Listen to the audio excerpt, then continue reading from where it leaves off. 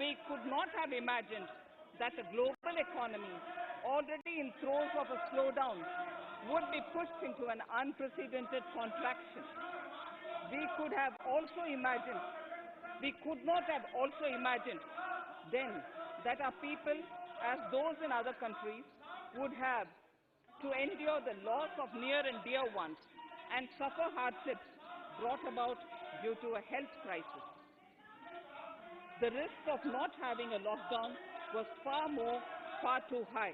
Within 48 hours of declaring a 3-week-long complete lockdown, the Prime Minister announced the Pradhan Garib Kalyan Yojana, valued at 2.76 lakh crores, that provided free food grain to 800 million people, free cooking gas for 80 million families for months, and cash directly to over 400 million farmers, women, elderly, the poor, and the needy.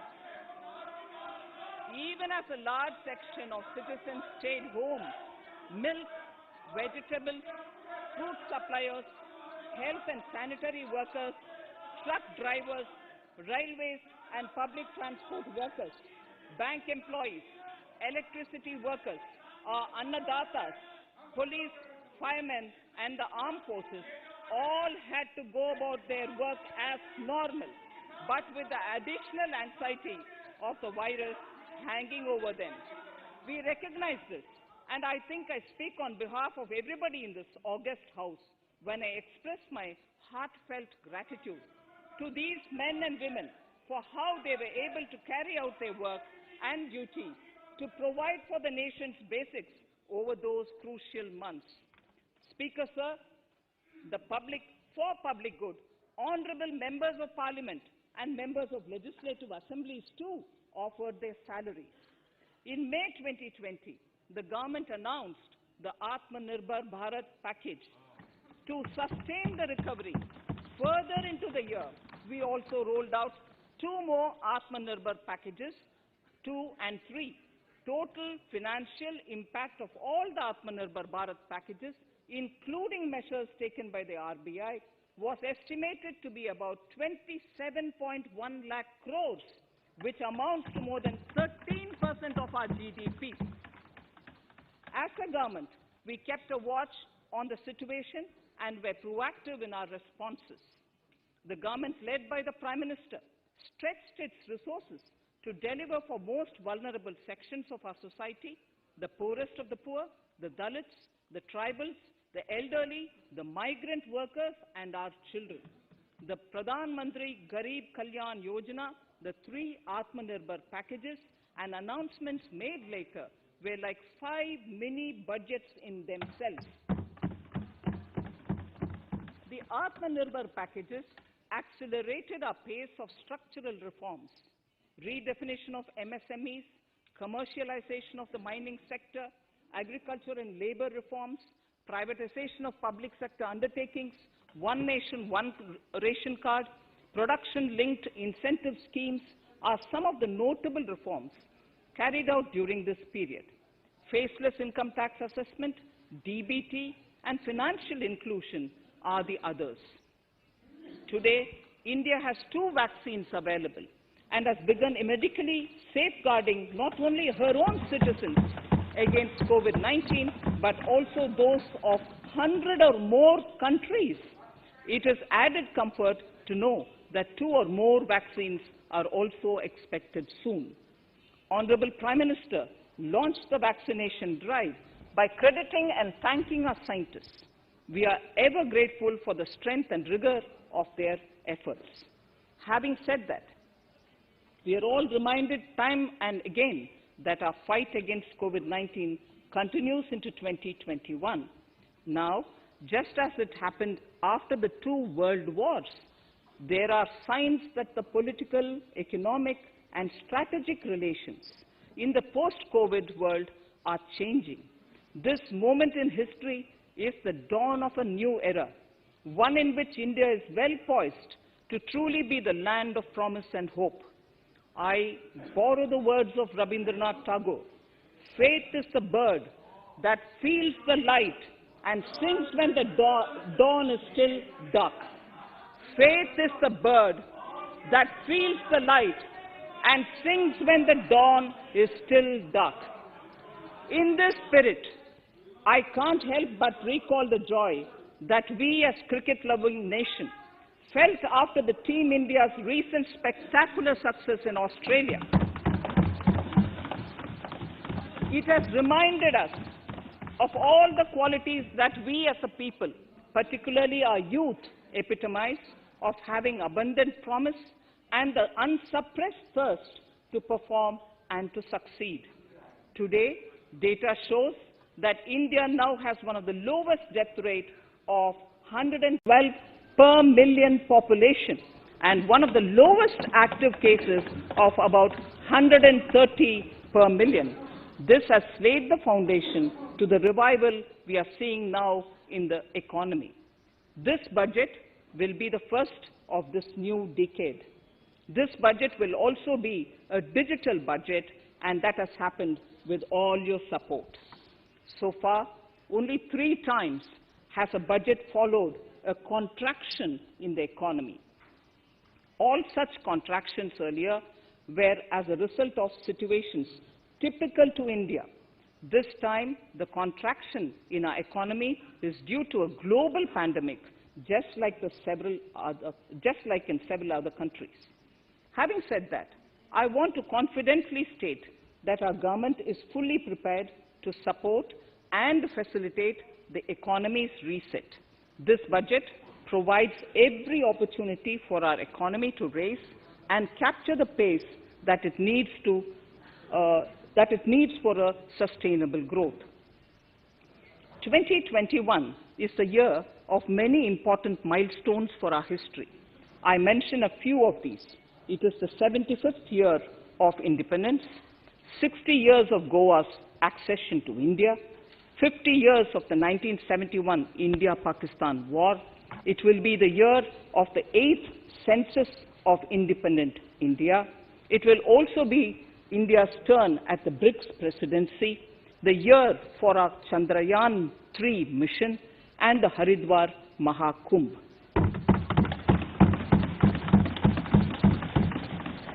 Honorable Speaker, before I commence Part A of the budget, I want to take a moment to acknowledge how isolating and distancing seemed like insurmountable challenges for a country like ours that has people coming together in times of crisis. It hurts us in many ways. It hurt us in many ways. I bow my head in respect to every citizen for the endurance shown in facing what was an undeniably a tough year for all our physical and mental well-being. Part A. In Part A, I wish to lay a vision for Atmanirbhar Bharat. Atmanirbhar Bharat or Atmanirbharta is not a new idea. Ancient India was largely self-reliant and equally a business epicenter of the world. Atmanirbhar Bharat is an expression of the 130 crore Indians who have full confidence in their capabilities and skills.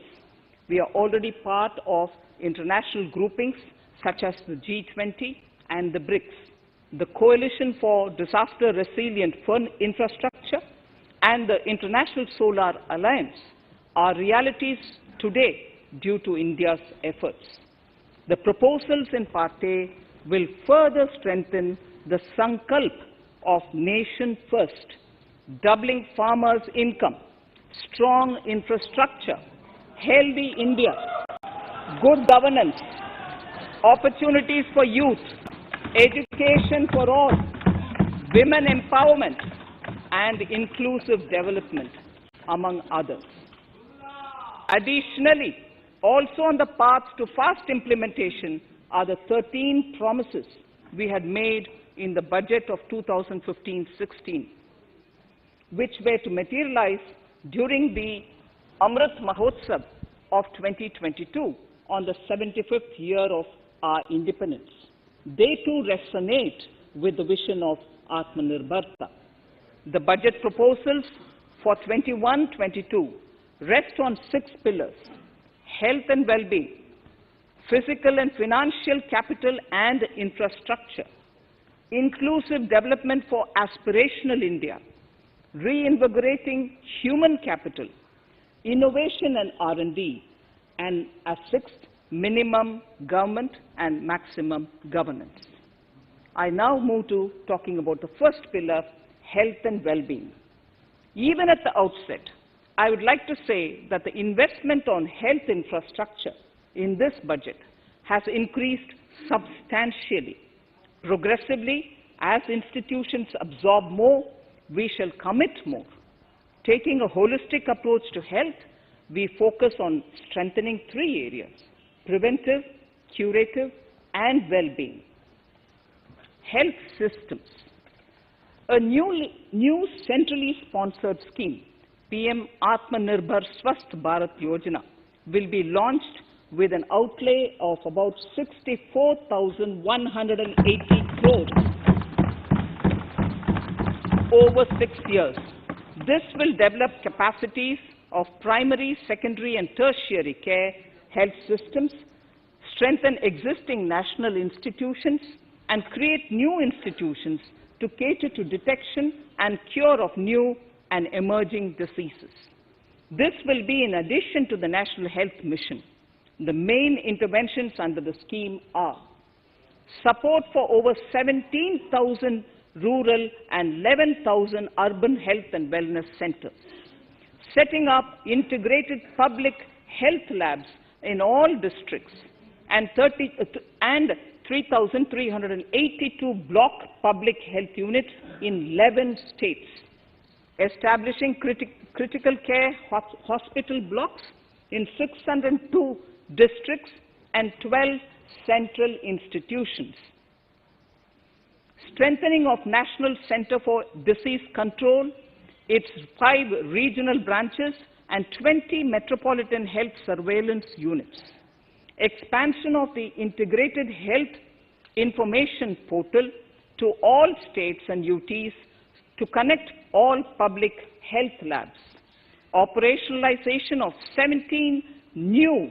public health units, and strengthening of 33 existing public health units at points of entry, that is, at 32 airports, 11 seaports, and 7 land crossings, setting up of 15 health emergency operation centers and 2 mobile hospitals, and setting up of a National Institution for One Health, a regional research platform for WHO, World Health Organization, Southeast Asia Region Office, 9 biosafety level 3 laboratories, and 4 regional national institutes for virology.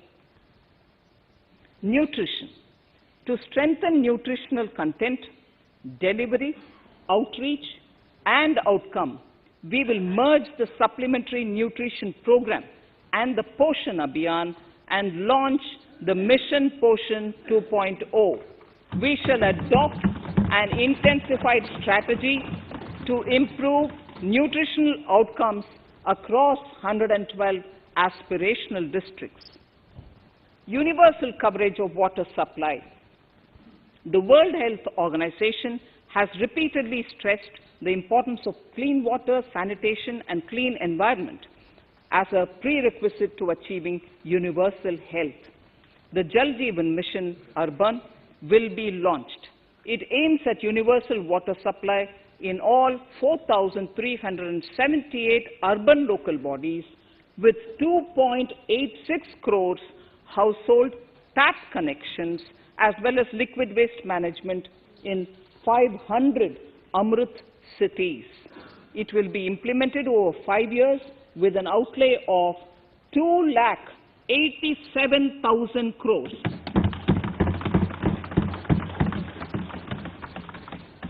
Swachh Bharat and Swasth Bharat. For further Swachhata of urban India, we intend to focus on complete fecal sludge management and wastewater treatment, source segregation of garbage, reduction in single-use plastic, reduction in air pollution by effectively managing waste from construction and demolition activities, and bioremediation of all legacy dump sites. The Urban Swachh Bharat Mission 2.0 will be implemented with a total financial allocation of 1,41,678 crores over a period of 5 years from 2021.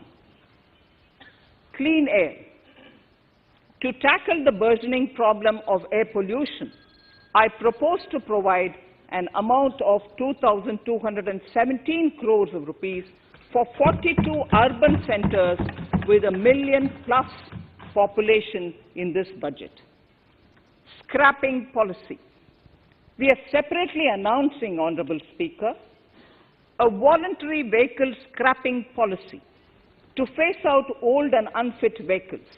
This will help in encouraging fuel-efficient, environment-friendly vehicles, thereby reducing vehicular pollution and oil import bills.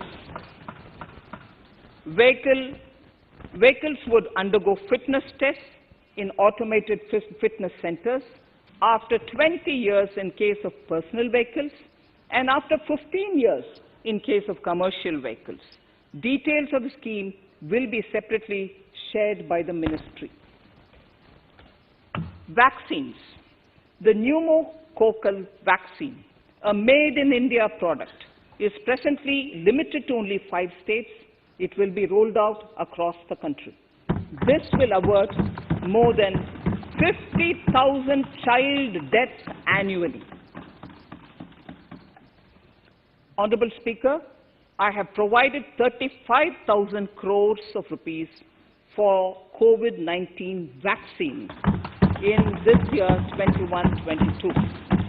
I am committed to provide further funds if required. So the budget outlay for health and well-being is 2,23,846 crores in this BE 21-22 as against the BE of only 94,452 crores, and it marks an increase of 137%. The details of the same are at Annexure 1 of the speech. Honorable Speaker, I now move to the second pillar, physical and financial capital and infrastructure. Atmanirbhar Bharat, production-linked incentive schemes are things which I would like to place an emphasis. For a $5 trillion economy, our manufacturing sector has to grow in double digits on a sustained basis. Our manufacturing companies need to become an integral part of global supply chains, possess core competence and cutting-edge technology. To achieve all of the above, PLI schemes to create manufacturing global champions for an Atmanirbhar Bharat have been announced for 13 sectors. For this, the government has committed nearly 1.97 lakh crores over 5 years starting this financial year. This initiative will help bring scale and size in key sectors, create and nurture global champions, and provide jobs to our youth. Textiles. To enable the textile industry to become globally competitive, attract large investments, and boost employment generation, a scheme of Mega Investment Textile Park will be launched in addition to the PLI schemes. This will create world-class infrastructure with plug-and-play facilities to create global champions in exports. 7 textile parks will be established over 3 years. Infrastructure. The National Infrastructure Pipeline, which I announced in December 2019, is the first of its kind. Whole of government exercise ever undertaken by Government of India. The NIP was launched with 6,835 projects. The project pipeline has now expanded to 7,400 projects. Around 217 projects worth rupees 1.10 lakh crores under some key infrastructure ministries have been completed. The NIP is a specific target which this government is committed to achieving over the coming years. It will require a major increase in funding from both the government and the financial sector. In this budget, I propose to take concrete steps to do this in 3 ways. Firstly, by creating the institutional structures. Secondly, by a big thrust on monetizing assets. And thirdly, by enhancing the share of capital expenditure in central and state budgets. Infrastructure needs long-term debt financing. A professionally managed development financial institution is necessary to act as a provider, enabler, and catalyst for infrastructure financing. Accordingly, I shall introduce a bill to set up a development financial institution. I have provided a sum of 20,000 crore rupees to capitalize this institution. The ambition is to have a lending portfolio of at least 5 lakh crores for this DFI within 3 years' time. Debt financing of InvITs and rates by foreign portfolio investors will be enabled by making suitable amendments in the relevant legislations. This will further ease access of finance to InvITs and rates, thus augmenting funds for infrastructure and real estate sectors. Asset monetization. Monetizing operating public infrastructure. Monetizing operating public infrastructure assets is a very important financing option for new infrastructure construction. A national monetization pipeline of potential brownfield infrastructure assets will be launched. An asset monetization dashboard will also be created for tracking the progress and to provide visibility to investors. Some important measures in the direction of monetization are National Highways Authority of India and the PGCIL each have sponsored one InvIT that will attract international and institutional investors. 5 operational roads with an estimated enterprise value of 5,000 crores of rupees are being transferred to the NHAI InvIT. Similarly, transmission assets of value 7,000 crores will be transferred to the PGCIL InvIT. Railways will monetize dedicated freight corridor assets for operations and maintenance after commissioning. The next lot of airports will be monetized for operations and management concessions. Other core infrastructure assets that will be rolled out under the asset monetization programs are NHAI operational toll roads, 2 transmission assets of PGCL, 3 oil and gas pipelines of GAIL, Gas Authority of India Limited, IOCL and HPCL, Airports Authority of India airports in Tier 2 and 3 cities, other railway infrastructure assets, warehousing assets of CPSE, such as the Central Warehousing Corporation and NAFED, among others, and sports stadiums. Sharp increase in capital budget. In the BE 2020-21, we had provided for 4.12 lakh crores for capital expenditure. It was our effort that in spite of resource crunch, we should spend more on capital, and we are likely to end this year at around 4.39 lakh crores, which I have provided in the RE of 2020-2021. For 21-22, I propose a sharp increase in capital expenditure and thus have provided 5.54 lakh crores, which is 34.5% more than the BE of 2020-2021.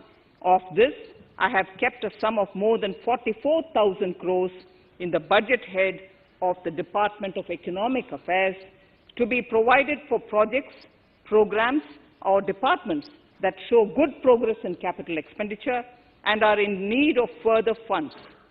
Over and above this expenditure, we would also be providing more than 2 lakh crores to states and autonomous bodies for their capital expenditure.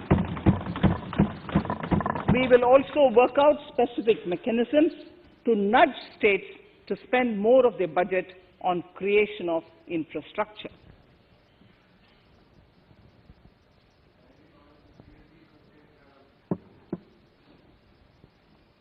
Roads and highways infrastructure.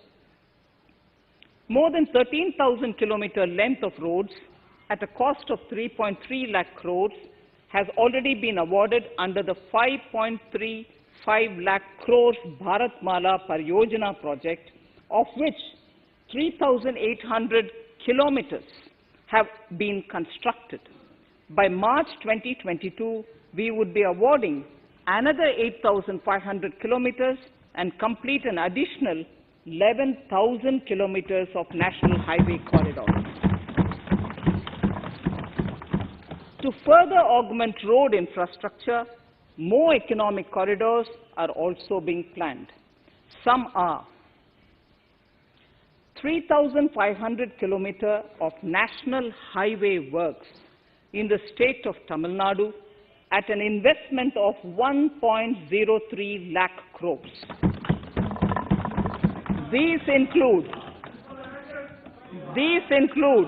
Madurai-Kollam corridor, Chittoor-Tachur corridor, and construction will start next year. Second, 1,100 kilometers of national highway works in the state of Kerala at an investment of 65,000 crores, including 600 kilometer section of Mumbai-Kanyakumari corridor in Kerala. Third, 675 kilometers of highway works in the state of West Bengal at a cost of 25,000 crores, including upgradation of existing road Kolkata-Siliguri.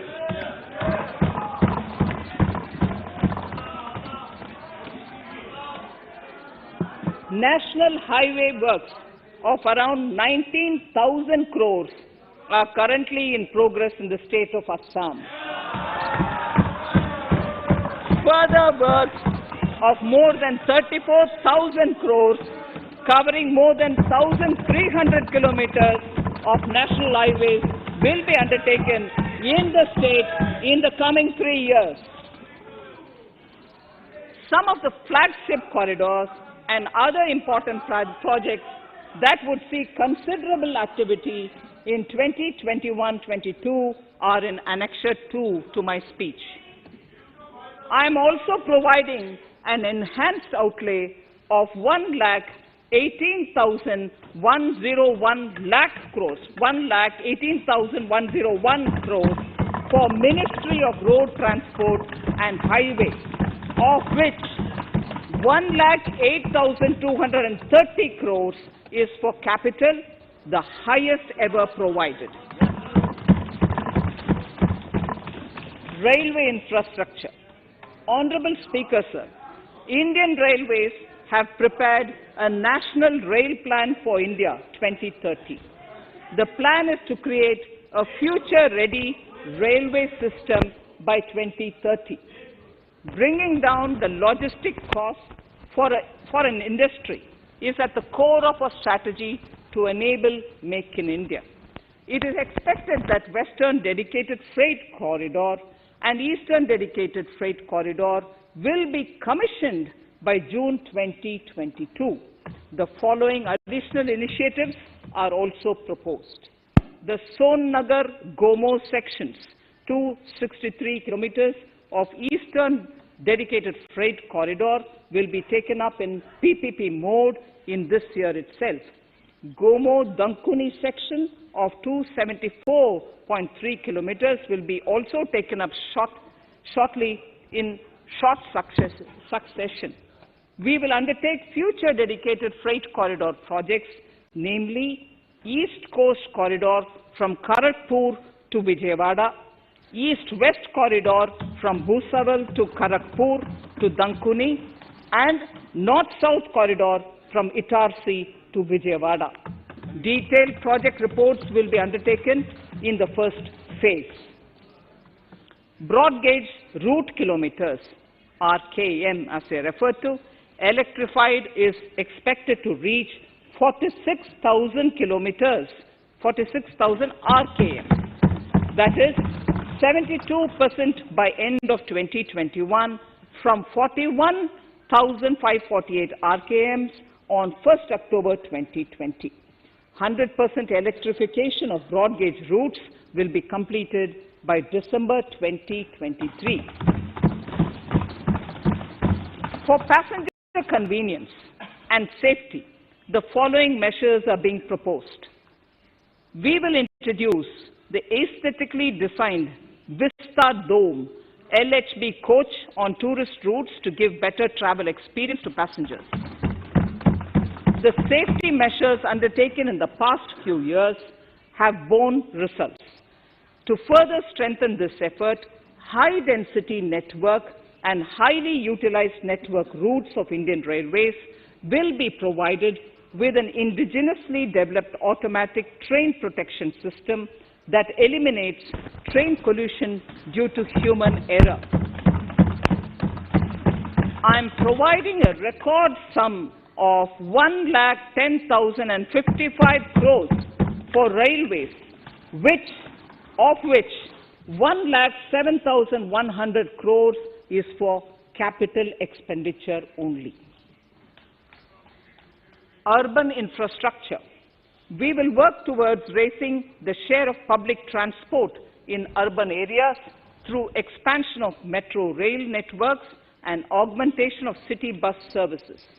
A new scheme will be launched at a cost of 18,000 crores to support augmentation of public bus transport services.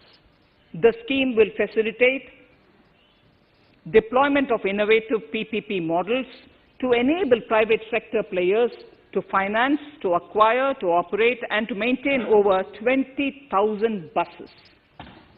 The scheme will boost the automobile sector, provide fillip to economic growth, create employment opportunities for our youth, and enhance ease of mobility for urban residents.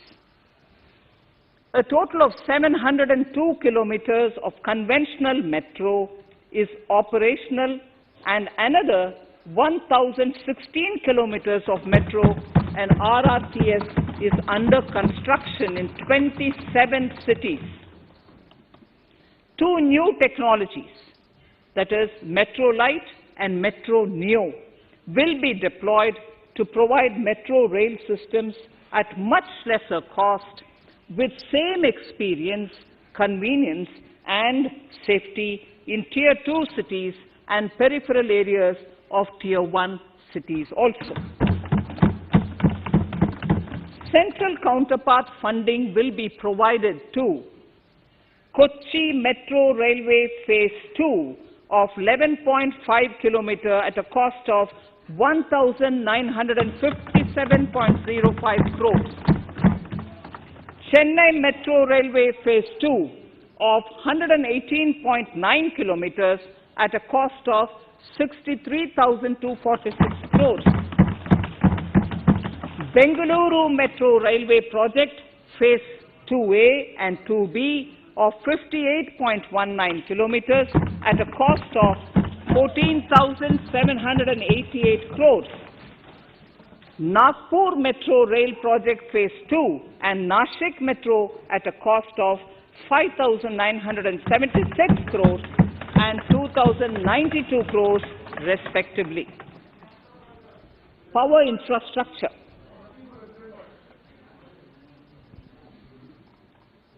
The past 6 years have seen a number of reforms and achievements in power sector. We have added 139 gigawatts of installed capacity, connected an additional 2.8 crore households, and added 1.41 lakh circuit kilometers of transmission lines. The distribution companies across the country are monopolies, either government or private. There is a need to provide choice to the consumers by promoting competition. A framework will be put in place to give consumers alternatives to choose from among more than one distribution companies. I read that sentence again. A framework will be put in place to give consumers alternatives to choose from among more than one distribution company. The viability of distribution companies is a serious concern. A revamped, reforms-based, results-linked power distribution sector scheme will be launched with an outlay of 3,05,984 crores over 5 years. The scheme will provide assistance to DISCOMs for infrastructure creation, including prepaid smart metering, feeder separation, upgradation of systems, etc., tied to financial improvements. Prime Minister, while speaking at the third Reinvestment Conference in November 2020, had announced plans to launch a comprehensive national hydrogen energy mission. It is now proposed to launch a hydrogen energy mission in 2021-22 for generating hydrogen from green power sources. Ports, shipping and waterways. Major ports will be moving from managing their operational services on their own to a model where a private partner will manage it for them. For the purpose, 7 projects worth more than 2,000 crores will be offered by the major ports on private-public partnership mode in FY 21-22. A scheme for promoting flagging of merchant ships in India will be launched by providing subsidy support to Indian shipping companies in global tenders floated by ministries and CPSCs. An amount of 1,624 crores will be provided over 5 years. This initiative will enable greater training and employment opportunities for Indian seafarers, besides enhancing Indian companies' share in global shipping. India has enacted Recycling of Ships Act in 2019 and acceded to the Hong Kong International Convention. Around 90 ship recycling yards at Alang in Gujarat have already achieved HKC compliant certificates. Efforts will be made to bring more ships to India from Europe and Japan. Recycling capacities of around 4.5 million light displacement ton LDT will be doubled by 2024. This is expected to generate an additional 1.5 lakh jobs for our youth. Petroleum and natural gas. Our government has kept fuel supplies running across the country without interruption during the COVID-19 lockdown period.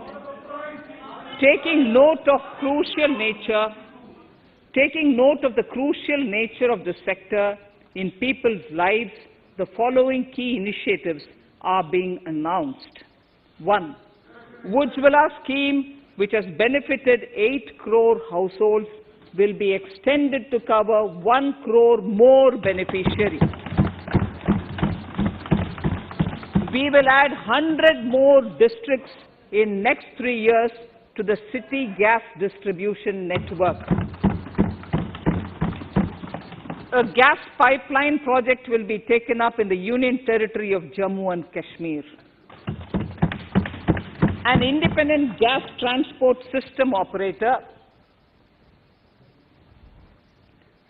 will be set up for facilitation and coordination of booking of common carrier capacity in all natural gas pipelines on a non-discriminatory open access basis.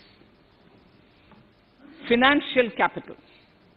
I propose to consolidate the provisions of the SEBI Act 1992, Depositories Act 1996, Securities Contracts Regulation Act 1956, and Government Securities Act 2007 into a rationalized single Securities Markets Code.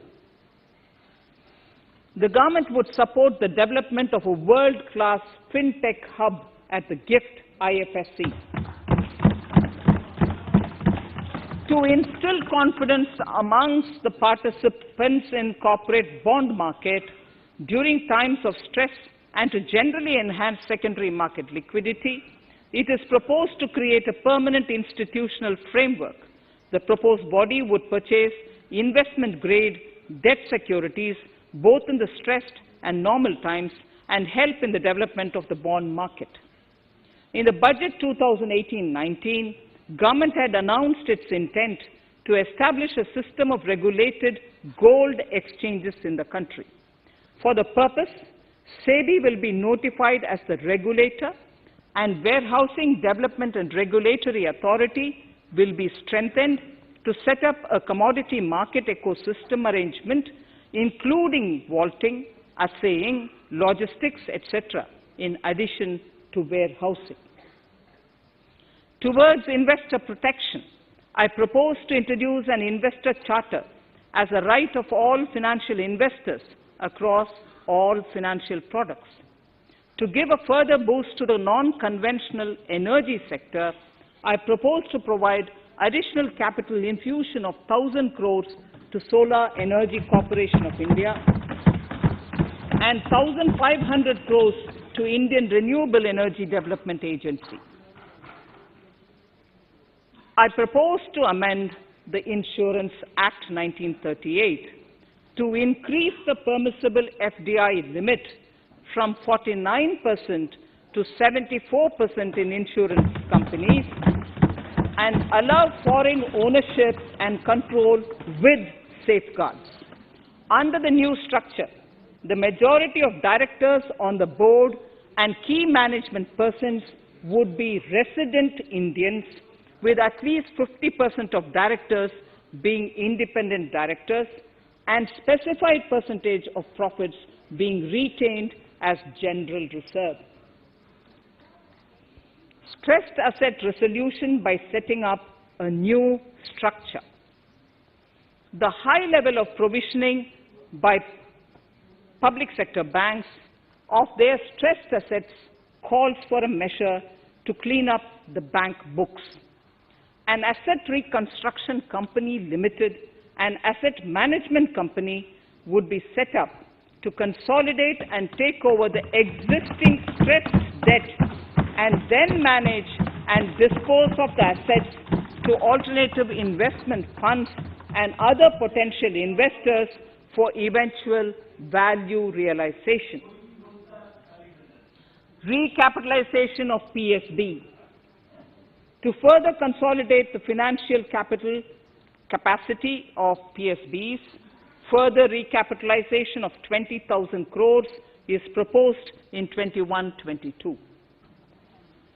Deposit insurance. Last year, government had approved an increase in the deposit insurance cover from 1 lakh rupees to 5 lakhs for bank customers.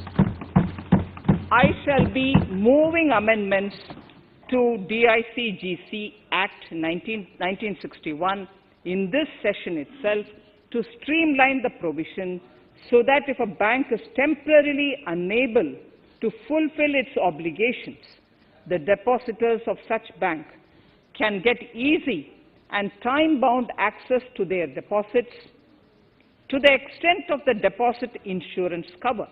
This would help depositors of banks that are currently under stress.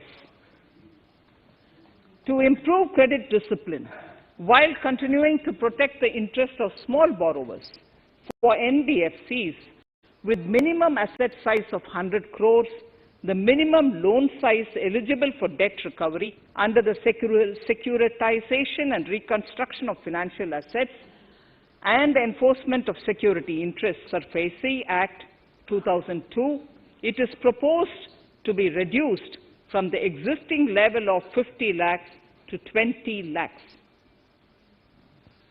Company matters. The decriminalization of the procedural and technical compoundable offences under Companies Act 2013 is now complete. I now propose to take up decriminalization of the Limited Liability Partnerships Act 2008. Honourable Speaker, I propose to revise the definition under the Companies Act 2013 for small companies by increasing the threshold for paid-up capital from not exceeding 50 lakh to not exceeding 2 crores and turnover from not exceeding 2 crores to not exceeding 20 crores. This will benefit more than 2 lakh companies in easing their compliance requirements. As a further measure which directly benefits startups and innovators, I propose to incentivize the incorporation of one-person companies by allowing one-person companies to grow without any restriction on paid-up capital and turnover, allowing their conversion into any other type of company at any time, reducing the residency limit for an Indian citizen to set up an one-person company from 182 days to 120 days, and allow also non-resident Indians to incorporate OPCs in India. This will be a big boost for startups. To ensure faster resolution of cases, the NCLT framework will be strengthened, e-court system shall be implemented, and alternate methods of debt resolution and special framework for MSMEs shall be introduced. During the coming fiscal, we will be launching data analytics, artificial intelligence, machine learning-driven MCA 2.1 version to MCA 21 version 3.0. MCA 21 version 3.0. This version 3.0 will have additional modules for e-scrutiny, e-adjudication, e-consultation, and compliance management.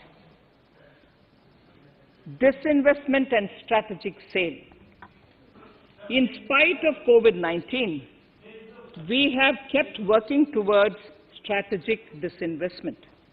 A number of transactions, namely BPCL, Air India, Shipping Corporation of India, Container Corporation of India, IDBI Bank, Bharat Earth Movers Limited, Pavan Hans, Neelachal Ispat Nigam Limited, among others, would be completed in 21-22.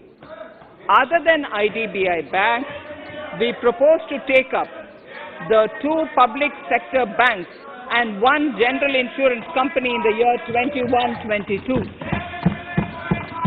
This would require legislative amendments, and I propose to introduce the amendments in this session itself. In 21-22, we would also bring the IPO of LIC, for which I am bringing the requisite amendments in this session itself. In the Atmanirbhar package, I had announced that we will come out with a policy of strategic disinvestment of public sector enterprises. I'm happy to inform the House that the government has the government has approved the said policy. The policy provides a clear roadmap for disinvestment in all non-strategic and strategic sectors. We have kept 4 areas that are strategic, where bare minimum CPSEs will be maintained and rest privatized. In the remaining sectors of all CPSEs will be privatized. The main highlights of the policy are mentioned in Annexure 3. To fast forward the disinvestment policy, I'm asking NITI to work out on the next list of centre public sector companies that would be taken up for strategic disinvestment. To similarly incentivize states to take to disinvestment of their public sector companies, we will work out an incentive package of central funds to states. Idle assets will not contribute to Atmanirbhar Bharat. The non-core assets largely consist of surplus land with government ministries and departments and public sector enterprises. Monetizing of land can either be by way of direct sale or concession or by similar means. This requires special abilities, and for this purpose, I propose to use a special purpose vehicle in the form of a company that would carry out this activity. In order to ensure timely completion of closure of sick or loss-making CPSEs, we will introduce a revised mechanism that will ensure timely closure of such units. I have estimated 1,75,000 crores as receipts from disinvestment in BE 21-22.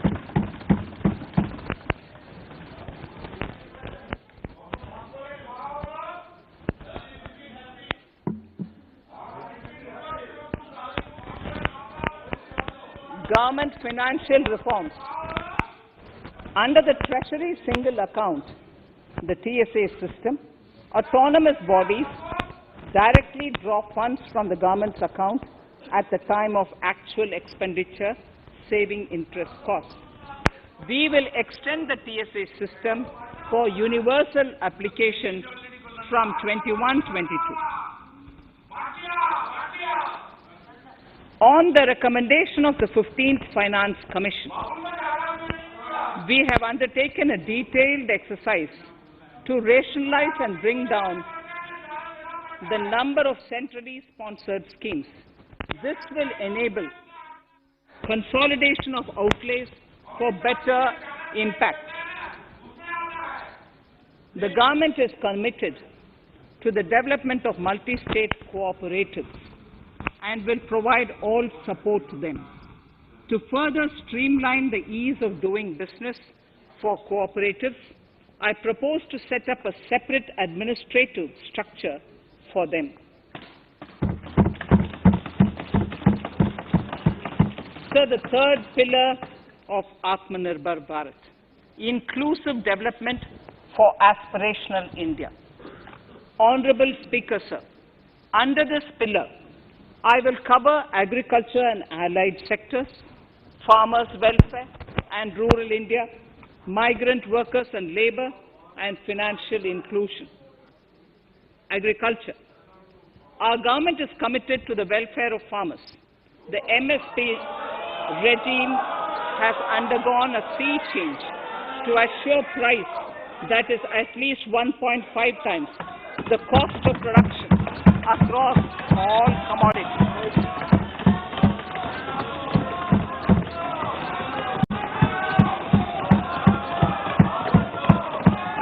The procurement has also continued to increase at a steady pace. This has resulted in increase in payment to farmers substantially.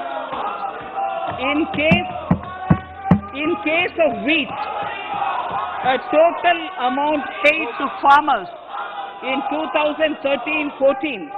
Honorable Speaker, sir, the data that I give now is important for all honorable members to kindly hear. In case of wheat, the total amount paid to farmers in 2013-14 was 33,874 crores. In 2019-20, it was 62,802 crores. And even better, Honorable Speaker, in 2020-2021, this amount paid to farmers was 75,060 crores.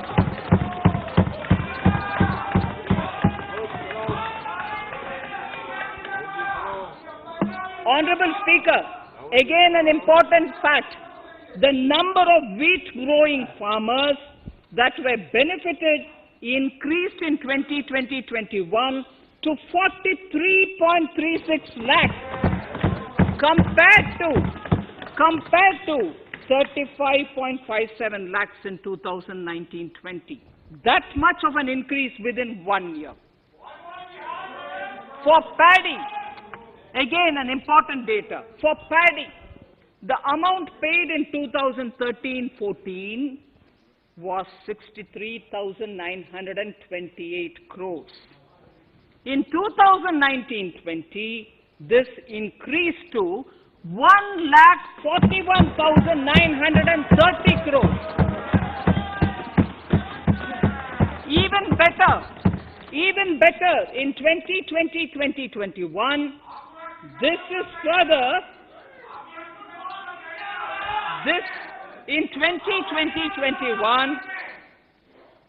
in 2020-21, this is further estimated, and I'm saying this is further estimated because the procurement is ongoing, and therefore I can't give you the final figure.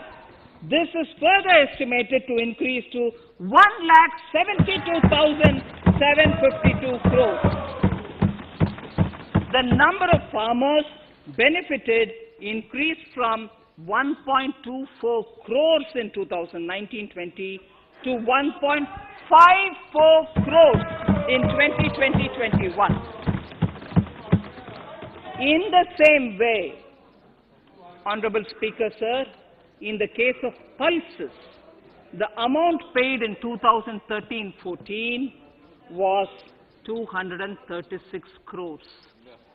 In 2019-20, this was increased to 8,285 crores. Now in 2021, it is at 10,530 crores. More than 40 times increase from 2013-14. The receipts to cotton farmers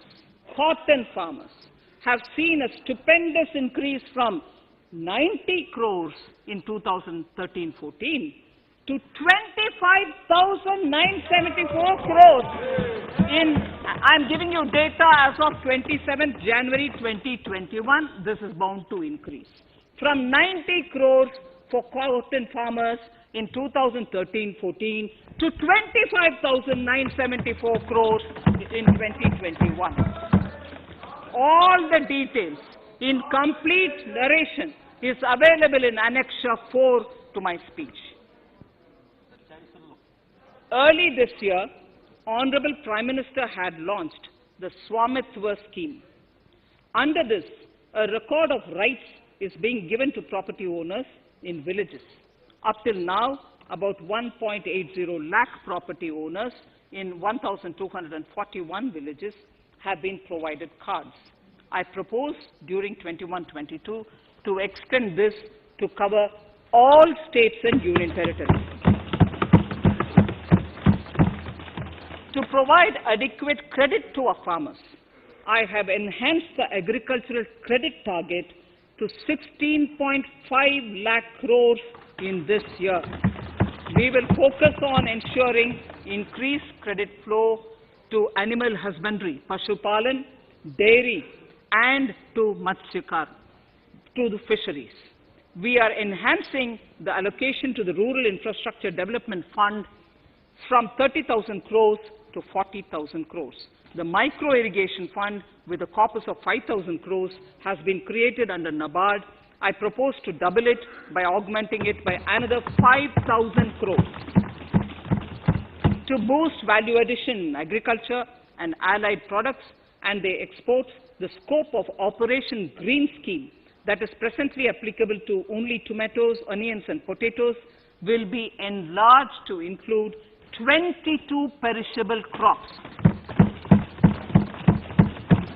Around 1.68 lakh crore farmers, around 1.68 crore farmers are registered, and 1.14 lakh crores of rupees trade value has been carried out through e-NAMs, the National Agricultural Market.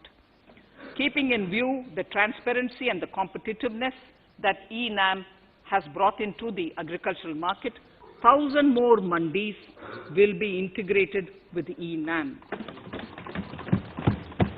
Honorable Speaker, sir, with all this, the Agricultural Infrastructure Fund would be made available to the APMCs for augmenting their infrastructure facilities.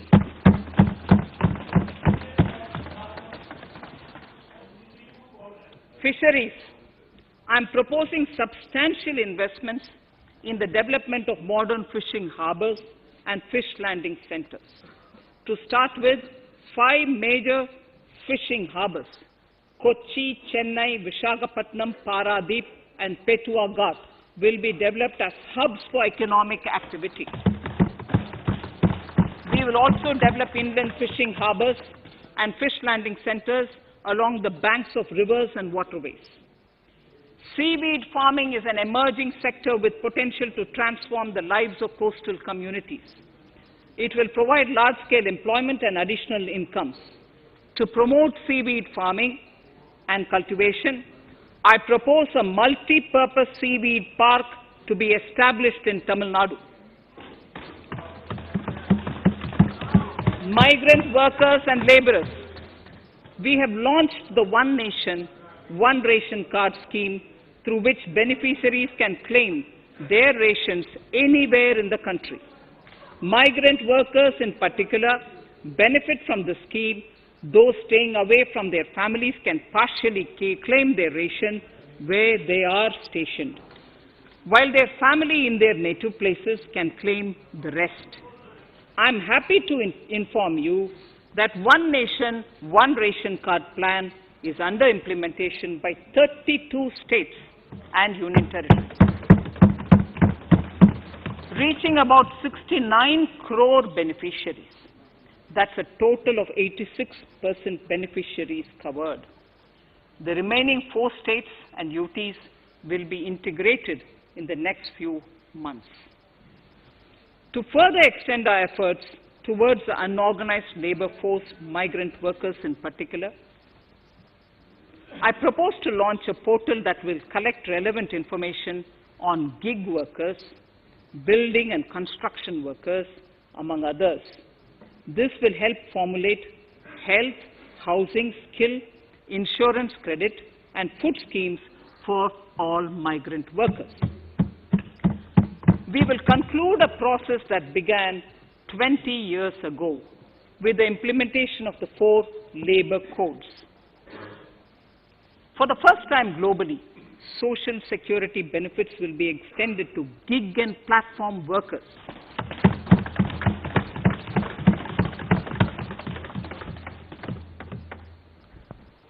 Minimum wages will apply to all categories of workers, and they will all be covered by the Employees State Insurance Corporation.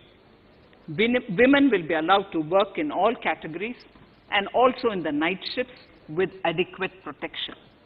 At the same time, compliance burden on employers will be reduced with a single registration and licensing and online returns. financial inclusion to further facilitate credit flow under the scheme of Stand Up India for the scheduled castes and scheduled tribes and also women. I propose to reduce the margin money requirement from 25% to 15% only, and to also include loans for activities in allied sectors in allied activities in agriculture. We have taken a number of steps to support the MSME sector. In this budget, I have provided 15,700 crores to this sector, more than double of the last year's B. Honorable Speaker, sir, I now go to the fourth pillar, reinvigorating human capital. The national education policy announced recently has had good reception. In school education, more than 15,000 schools will be qualitatively strengthened to include all components of the national education policy. They shall emerge as exemplar schools in their regions, hand-holding and mentoring other schools to achieve the ideals of policy. 100 new Sainik schools will be set up in partnership with NGOs, private schools, and states. Higher education. In Budget 2019-20, I had mentioned about the setting up of a higher education commission in India. We would be introducing the legislation this year to implement the same. It will be an umbrella body having 4 separate vehicles for standard setting, accreditation, regulation, and funding. Many of our cities have various institutions, universities, and colleges supported by the Government of India. Hyderabad, for example, has about 40 major institutions. In 9 such cities, we will create a formal umbrella structure so that these institutions can have better synergy while also retaining their internal autonomy. A glue grant will be set aside for this purpose. For accessible higher education in Ladakh, I propose to set up a central university in Leh.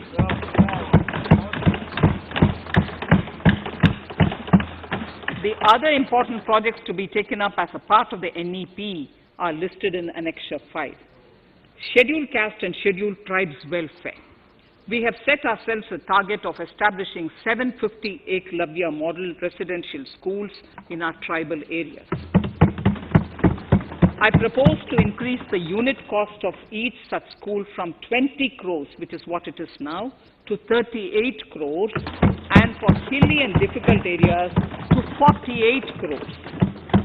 This would help creating robust infrastructure facilities for our tribal students. We have revamped the post-metric scholarship scheme for the welfare of scheduled caste students. I have also enhanced the central assistance in this regard. We are allotting 35,219 crores for 6 years till 25-26 to benefit 4 crores scheduled caste students. Skilling. In 2016, we had launched the National Apprenticeship Promotion Scheme. The government proposes to amend the Apprenticeship Act with a view to further enhancing apprenticeship opportunities for our youth. We will realign the existing scheme of National Apprenticeship Training Scheme for providing post-education apprenticeship, training of graduates and diploma holders in engineering. Over 3,000 crores will be provided for this purpose. An initiative is underway, Honorable Speaker, in partnership with the United Arab Emirates to benchmark skill qualifications, assessment and certification, accompanied by the deployment of certified workforce. We also have a collaborative training, inter-training program between India and Japan to facilitate transfer of Japanese industrial and vocational skills, techniques, and knowledge. We will take forward this initiative with many more countries also.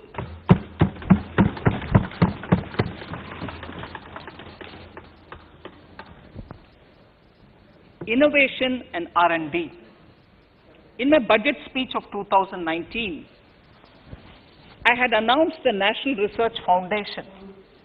We have now worked out the modalities, and the NRF outlay will be of 50,000 crores over 5 years.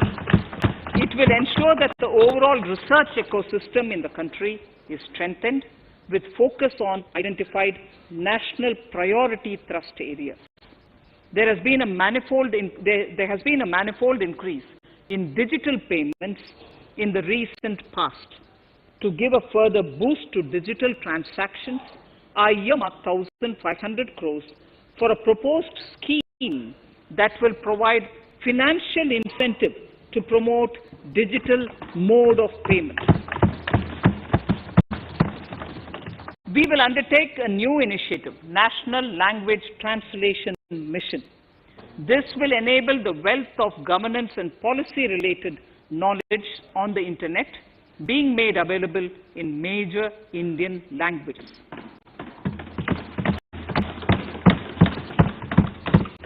The new Space India Limited, a PSU, under the Department of Space, will execute the PSLV CS-51 launch, carrying the Amazonia satellite from Brazil, along with a few smaller Indian satellites.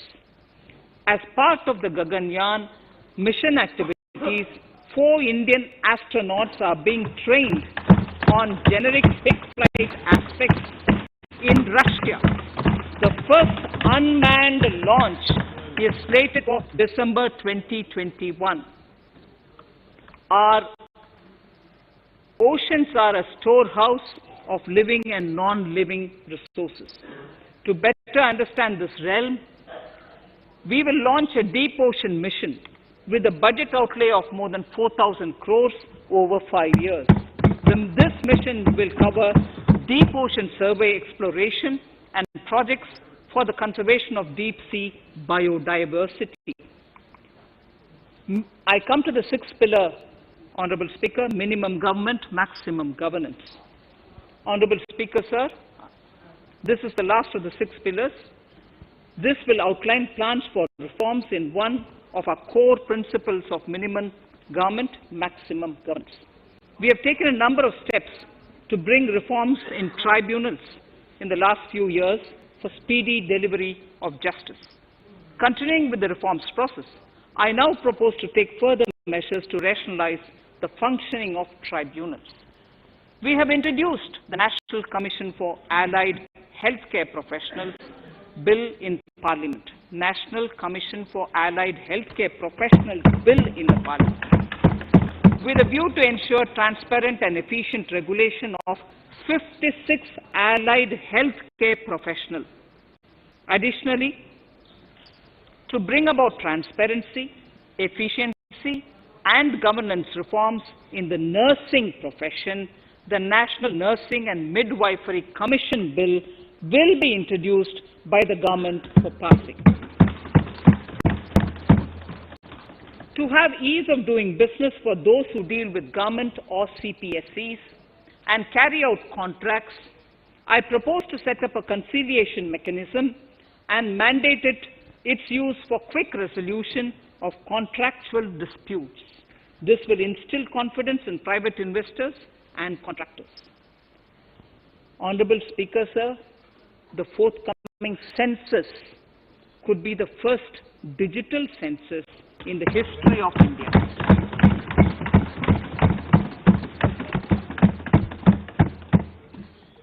For this monumental milestone marking task, I have allocated 3,768 crores in this year, 21-22.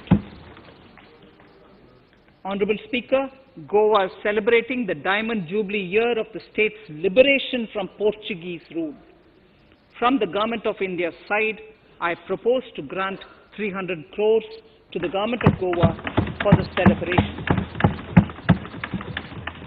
I propose to provide 1,000 crores for the welfare of tea workers, especially women and children in Assam and West Bengal, a special scheme will be devised for the same.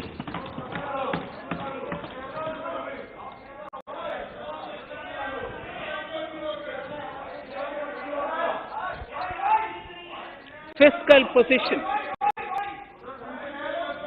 Fiscal position. In these last few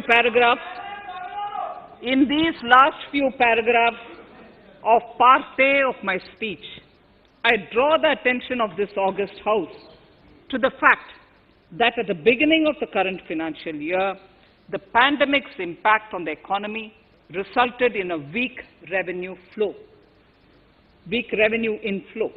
This was combined with high expenditure to provide essential relief to vulnerable sections of the society, especially the poor, the women, scheduled castes, and scheduled tribes.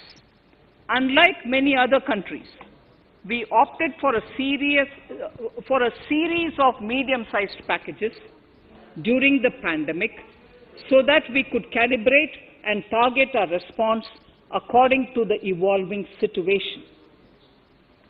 Once the health situation stabilized and the lockdown was being slowly lifted, we switched to ramping up government spending so as to revive domestic demand. As a result, against an original BE expenditure of 30.42 lakh crores for 2020-21, our RE estimates are 34.50 lakhs.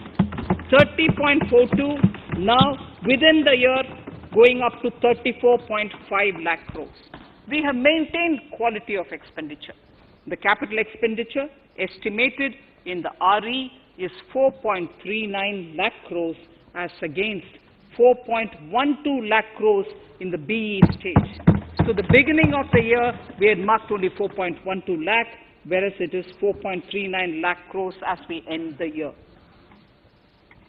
Fiscal deficit in RE 2020-2021 is pegged at 9.5% of the GDP. Fiscal deficit in RE 2020 to 2021 is pegged at 9.5% of GDP. We have funded this through government borrowings, multilateral borrowings, small saving funds, and short-term borrowings. We would need another 80,000 crores, for which we would be approaching the market in these 2 months. We would be needing another 80,000 crores, for which we would be approaching the market in these 2 months. To ensure that the economy is given the required push, our BE estimates for expenditure in 21-22 are 34.83 lakh crores. This includes 5.54 lakh crores as capital expenditure, an increase of 34.5% over the BE figure of 2020-2021. The fiscal deficit in BE 21-22 is estimated to be 6.8% of the GDP. The gross borrowing from the market for the next year would be around 12 lakh crores.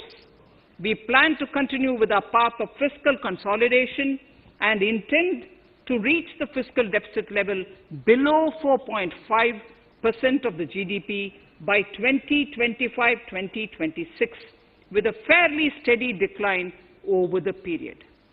We hope to achieve the consolidation by first increasing the buoyancy of tax revenue through improved compliance, and secondly, by increased receipts from monetization of assets, including public sector enterprises and land. The Contingency Fund of India is being proposed to be augmented. The Contingency Fund of India is being proposed to be augmented from 500 crores to 30,000 crores through finance bill. In accordance with the views of the 15th Finance Commission, we are allowing a normal ceiling of net borrowing for the states at 4% of GSDP for the year 21-22. A portion of this ceiling will be earmarked to be spent on incremental capital expenditure. Additional borrowing ceiling of 0.5% of the GSDP will also be provided, subject to conditions. States will be expected to reach a fiscal deficit of 3% of GSDP by 2023-24 as recommended by the 15th Finance Commission. In the July 2019-20 budget, I introduced the Statement 27 on extra budgetary resources. It disclosed the borrowings of the government agencies that went towards funding Government of India schemes and whose repayment burden was on the government. In my 2020-21 budget, I enhanced the scope and coverage of that statement by including the loans provided by government to the FCI, the Food Corporation of India. Taking a step further in this direction, I propose to discontinue the NSSF loan to FCI for food subsidy, and accordingly, budget provisions have been made in RE 2020-21 and in the BE 2021-22. The extra budgetary resource details are at Annexure 6. We know that the Frbm Act mandates fiscal deficit of 3% of GDP to be achieved by 31st March 2020-2021. The effect of this year's unforeseen and unprecedented circumstances has necessitated the submission of a deviation statement under Sections 4 of Subclause 5 and Section 7, Subclause 3b of the Frbm Act, which I am laying on the table of the House as part of the Frbm documents. Towards achieving central government fiscal deficit along the broad path that I have already indicated, I will be introducing an amendment to the Frbm Act. Honorable Speaker, on the 9th of December 2020, the 15th Finance Commission submitted its final report covering the period 2021 to 2026 to the Rashtrapati Ji. The government has laid the Commission's report along with the explanatory memorandum in the Parliament, retaining the vertical shares of the states at 41%. We recognize our commitment to fiscal federalism and propose, therefore, to adhere to this recommendation. Jammu and Kashmir in the 14th Finance Commission was entitled to get devolution being a state. Now the funds of the UTs of Jammu Kashmir and Ladakh would be provided by the centre. I have also provided on the Commission's recommendation 1,18,452 crores as revenue deficit grant to 17 states in 21-22 as against 74,340 crores to 14 states in 2020-21. Honorable Speaker, I would now move to Part B of my speech.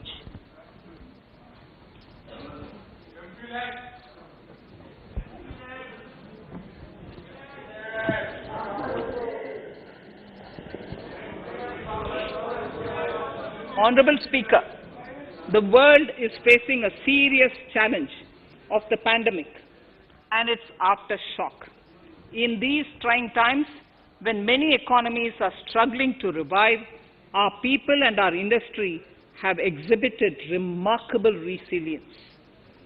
As I mentioned already, post-pandemic, a new world order seems to be emerging, one in which Asia is poised to occupy a prominent position, and India will have a leading role therein.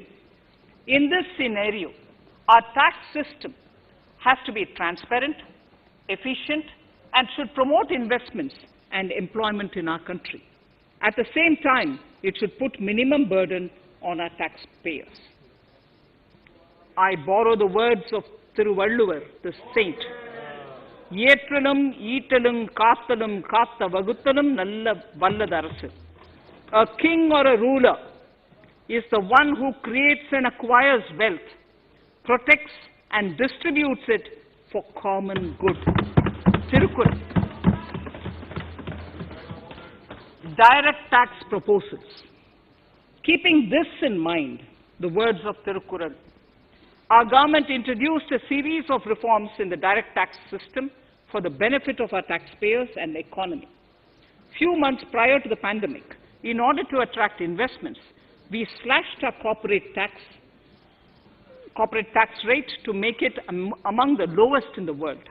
The dividend distribution tax too was abolished. The burden of taxation on small taxpayers was eased by increasing rebates. In 2020, the return filers saw a dramatic increase to 6.48 crores from 3.31 crores in 2014. In the direct tax administration, we had recently introduced the faceless assessment and faceless appeal. I now seek to take further steps to simplify the tax administration, ease compliance, and reduce litigation. Relief to senior citizens. I begin my direct tax proposals by offering my pranam to our senior citizens. Many of them, despite having foregone several basic necessities of their own, have strived to build our nation. Now in the 75th year of independence of our country, when we continue our endeavor with renewed vigor, we shall reduce compliance burden on our senior citizens who are 75 years of age and above. For senior citizens who only have pension and interest income, I propose exemption from filing their income tax returns.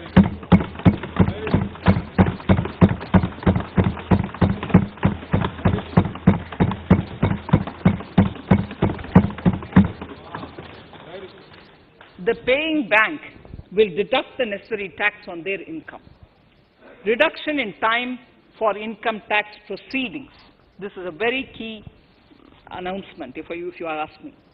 Honorable Speaker, presently an assessment can be reopened up to 6 years and in serious tax fraud cases for up to 10 years. As a result, taxpayers have to remain under uncertainty for a very long time. I therefore propose to reduce this time limit for reopening of assessments to 3 years from the present 6 years.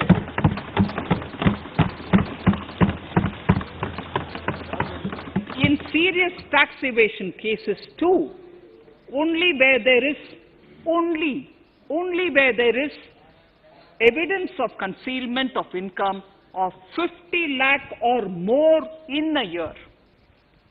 In serious tax evasion cases too, only where there is evidence of concealment of income of 50 lakh or more in a year can the assessment be reopened up to 10 years. Even this reopening can be done only after the approval of the Principal Chief Commissioner, the highest level of Income Tax Department. Setting up the Dispute Resolution Committee. Honorable Speaker, it has been the resolve of this government to reduce litigation which mars the present taxation system. The government came out with the Direct Taxation Vivad Se Vishwas scheme to give taxpayers an opportunity to settle long-pending disputes and be relieved to further strain on their time and resources. The response from taxpayers has been the best ever, as over 110,000 taxpayers have already opted to settle tax disputes of over 85,000 crores under the scheme. To further reduce litigation for small taxpayers, I propose to constitute a dispute resolution committee for them, which will be faceless to ensure efficiency, transparency, and accountability. Anyone with a taxable income up to 50 lakh and disputed income up to 10 lakh shall be eligible to approach the committee. Faceless IT-AT. For ease of compliance and to reduce discretion, we are committed to make the taxation processes faceless. The government has already introduced faceless assessment and appeal this year. The next level of income tax appeal is the Income Tax Appellate Tribunal. I now propose to make this tribunal faceless. We shall establish a national faceless Income Tax Appellate Tribunal Center. All communication between the tribunal and the appellant shall be electronic. Where personal hearing is needed, it shall be done through video conferencing. Relaxations to NRI. When non-resident Indians return to India, they have issues with respect to their accrued incomes in their foreign retirement accounts. This is usually due to mismatch in taxation period. They also face difficulties in getting credit for Indian taxes in foreign jurisdictions. I propose to notify rules for removing their hardship of double taxation. Exemption from audit. Currently, if your turnover exceeds 1 crore, you have to get your accounts audited. In February 2020 budget, I had increased the limit for tax audit to 5 crores for those who carry out 95% of their transactions digitally.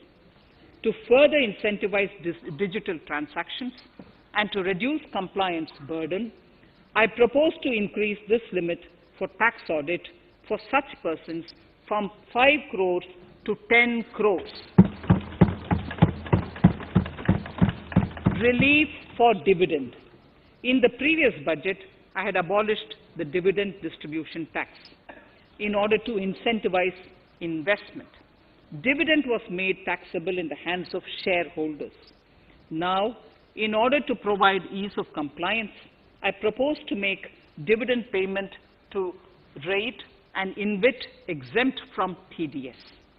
Further, as the amount of dividend income cannot be estimated correctly by the shareholders for paying advance tax, I propose to provide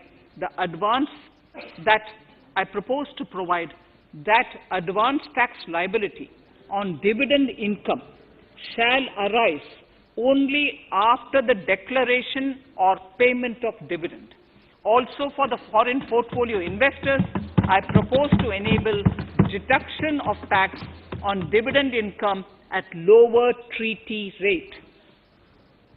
Attracting foreign investment into infrastructure sector.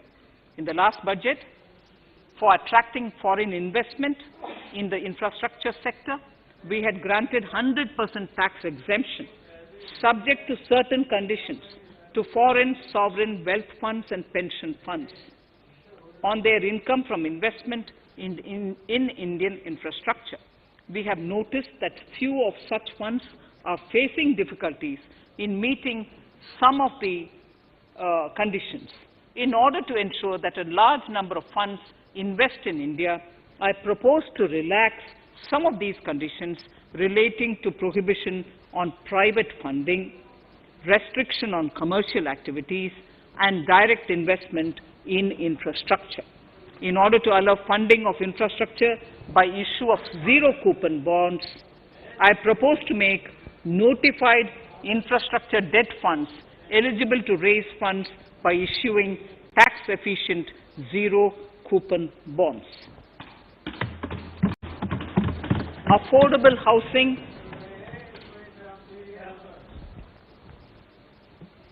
Affordable housing and rental housing. This government sees housing for all and affordable housing as priority areas. In July 2019 budget, I provided an additional deduction of interest amounting to 1.5 lakh for loan taken to purchase an affordable house. I propose to extend the eligibility of this condition by 1 more year to 31st March 2022. The additional deduction of 1.5 lakh shall therefore be available for loans taken up to 31st March 2022 for the purchase of affordable houses. Further, to keep up the supply of affordable houses, I propose that the affordable housing projects can avail a tax holiday for 1 more year till 31st March 2022. These are available now for projects also. We are committed to promote supply of affordable rental housing for migrant workers. For this, I propose to allow tax exemption for notified affordable rental housing projects. Tax incentives to IFSC. As I mentioned in Part A of this speech, the government is committed to making the International Financial Services Center in GIFT City a global financial hub. In addition to the tax incentives already provided, I propose to include, among others, tax holiday for capital gains for aircraft leasing companies, tax exemption for aircraft lease rentals paid to foreign lessors, tax incentive for relocating foreign funds in the IFSC, and to allow tax exemption to the investment division of foreign banks located in the IFSC. Pre-filling of returns. Honorable Speaker, in order to ease compliance for the taxpayer, details of salary income, tax payments, TDS, etc., already come pre-filled in income tax returns. To further ease filing of returns, details of capital gains from listed securities, dividend income, and interest from banks, post office, etc., will also be now pre-filled. Relief to small trusts. We hope to reduce compliance burden on small charitable trusts running educational institutions and hospitals. So far, there is a blanket exemption to such entities whose annual receipt does not exceed 1 crore of rupees. I now propose to increase this amount to 5 crores.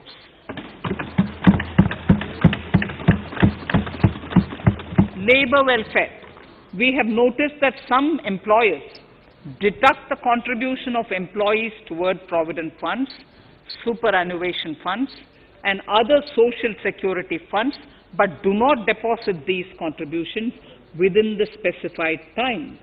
For these employees, this means a loss of interest or income.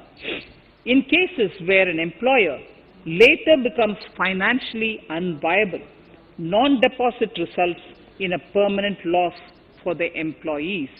In order to ensure that employees' contributions are deposited on time, I reiterate that the late deposit of employees' contribution by the employer will not be allowed as deduction to the employer.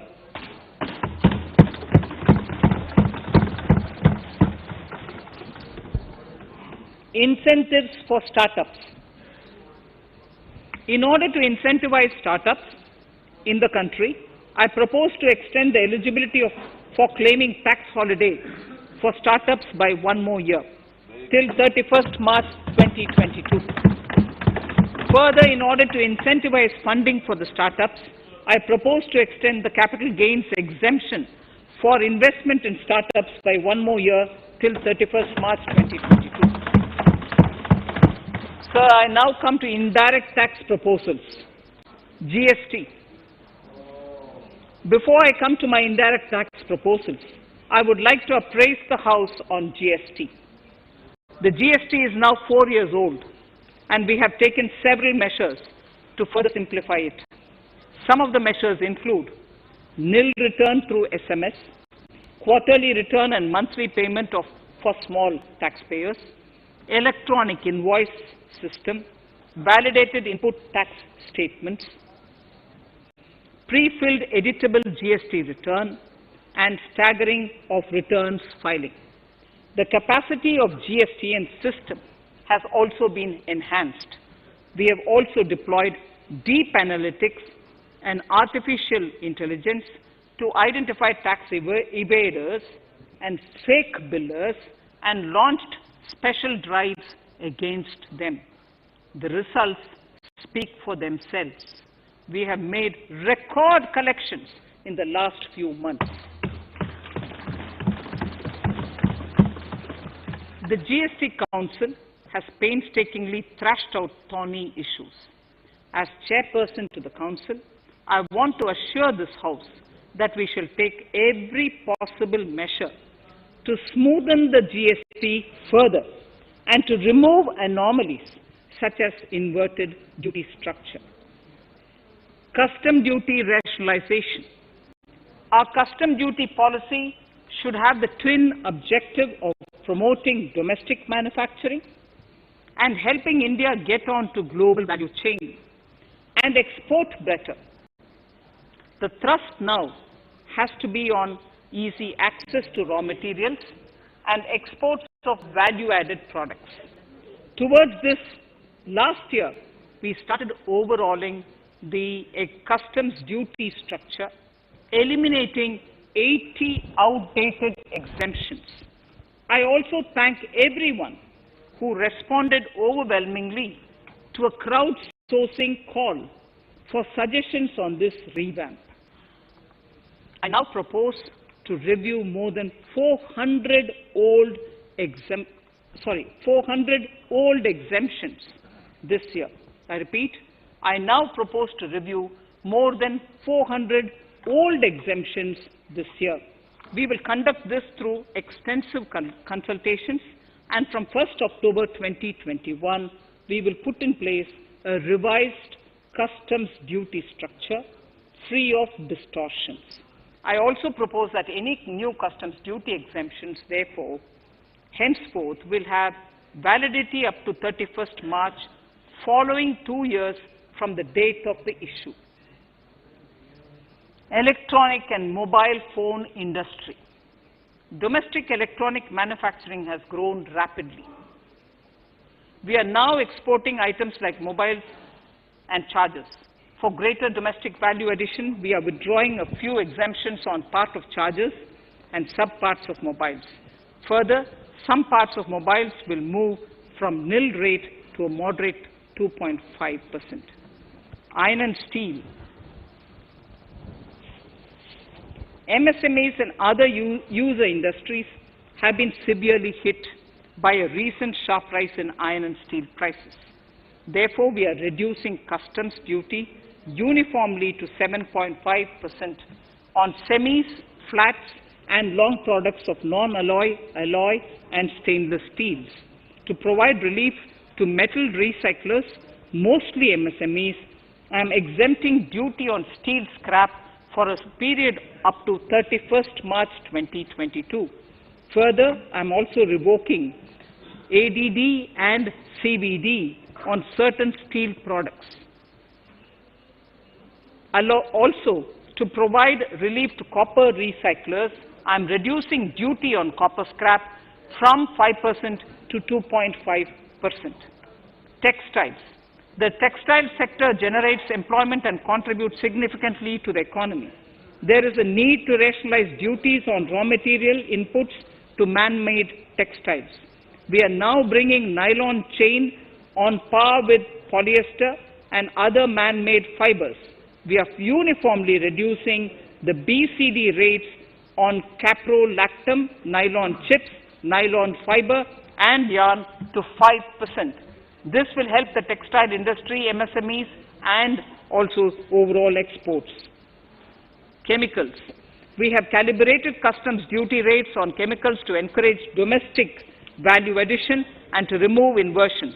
Apart from other items, we are reducing customs duty on naphtha to 2.5% to correct inversion. Gold and silver presently attract a basic customs duty of 12.5%. Since the duty was raised from 10% in July 19, prices of precious metals have risen sharply. To bring it closer to previous levels, we are rationalizing customs duty on gold and silver. Renewable energy. In Part A, we have already acknowledged that solar energy has huge promise for India. To build up domestic capacity, we will notify a phased manufacturing plan for solar cells and solar panels. At present, to encourage domestic production, we are raising duty on solar inverters from 5% to 20% and on solar lanterns from 5% to 15%. Capital equipment and auto parts. There is immense potential in manufacturing heavy capital equipment domestically. We will comprehensively review the rate structure in due course. However, we are revising duty rates on certain items immediately. We propose to withdraw exemptions on tunnel boring machine. It will attract a customs duty of 7.5% and its parts a duty of 2.5%. We are raising customs duty on certain auto parts to 15% to bring them on par with general rate on auto parts. MSME products. We are proposing certain changes to benefit MSMEs. We are increasing duty from 10 to 15% on steel screws and plastic builder wares. On prawn feed, we increase it from 5 to 15%. We are rationalizing exemption on import of duty-free items as an incentive to exporters of garments, leather and handicraft items. Almost all of these items are made domestically by our MSMEs. We are withdrawing exemption on imports of certain kinds of leathers as they are domestically produced in good quantity and quality, mostly by MSMEs. We are also raising customs duty on finished synthetic gemstones to encourage domestic processing. Agriculture products to benefit farmers. We are raising customs duty on cotton from nil to 10%, on raw silk and silk yarn from 10 to 15%. We are also withdrawing end-use based concession on denatured ethyl alcohol. Currently, rates are being uniformly calibrated to 15% on items like maize, bran, rice bran, oil cake, and animal feed additives. There is an immediate need to improve agricultural infrastructure so that we produce more while also conserving and processing agricultural output efficiently. This will ensure enhanced remuneration for our farmers. To earmark resources for this purpose, I propose an agricultural infrastructure and development cess on a small number of items. However, while I am applying this cess, we have taken care not to put additional burden on consumers on most items. Rationalization of procedures and easing of compliance. For their judicious application, we propose certain changes in the provisioning related to ADD, anti-dumping duty, and CVD, countervailing duty levies. To complete customs investigation, we are prescribing definite timelines. In 2020, we rolled out the Turant Customs Initiative, which brought in faceless, paperless, and contactless customs measures. With effect from September 2020, we have implemented a new procedure for administration of rules of origin. This has helped in putting a check on misuse of FTAs. The specific details of direct and indirect tax changes proposed are listed in the annexure to my speech. Honorable Speaker, sir, with these words, I commend the budget to this august House. Thank you.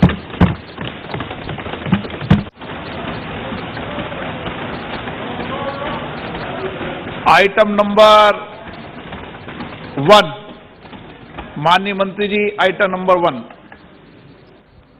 Sorry, I don't have it with me. Sir, I wish to place on table the 15th Finance Commission report.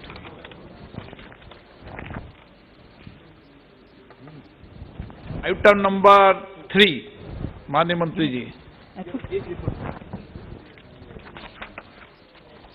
So, I wish to lay on the table the following statements under Section 3(1) of the Fiscal Responsibility and Budget Management Act 2003, the medium-term fiscal policy cum fiscal policy strategy statement and macroeconomic framework statement.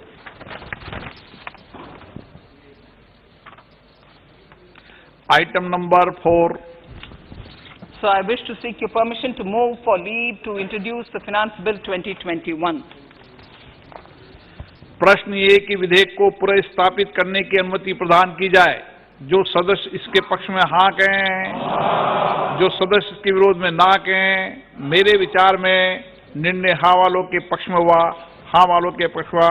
माननीय मंत्री जी विधेयक को पुनर्स्थापित करें. Shri Prahlad Joshi ji. With your permission, I rise to present the 18th report of Business Advisory Committee. माननीय सदस्यगण, माननीय वित्त मंत्री जी के बजट भाषण की प्रतियां प्रकाशक प्लग पर उपलब्ध है। सदस्य अपनी प्रति प्रकाशन प्लग से प्राप्त कर सकते हैं। माननीय सदस्यगण, जैसा कि आपको समाचार 2 के माध्यम से पहले सूचित किया जा चुका है कि बजट की प्रतियां आपको मेंबर्स पोर्टल के माध्यम से उपलब्ध कराई जा रही है। सभा की कार्रवाई मंगलवार दिनांक 2 फरवरी 2021 को दोपहर 4 बजे तक के लिए स्थगित की जाती है।